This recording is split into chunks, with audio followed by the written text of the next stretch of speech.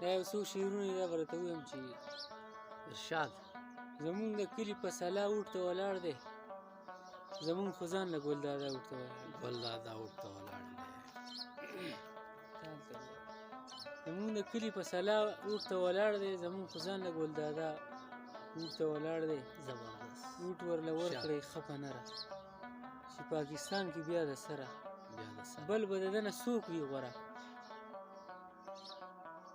بل به د ده نه څوک وي غوره.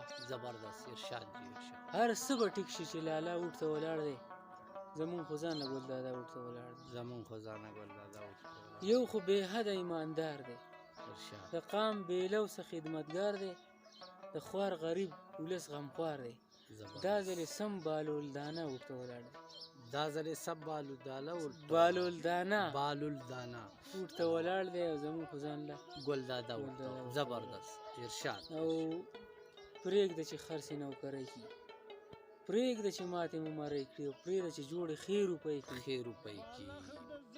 ارشاد. زبردست. هغه ښامار څه کالې بیا اوټ ته ولاړ دی،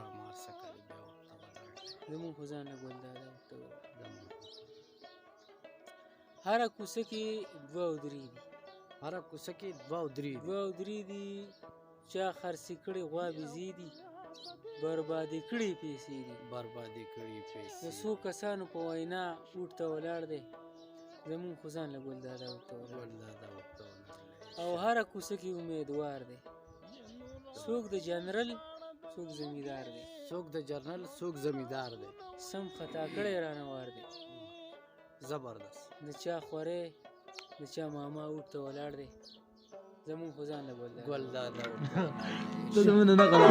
او بیا پکې دا آخري شعر دی چې وایي خدای دا څنګه پاکستان دی، او په رښتیا ښار یې ناپرسان دی، او علم ابدې کې خو ژوند ګران دی.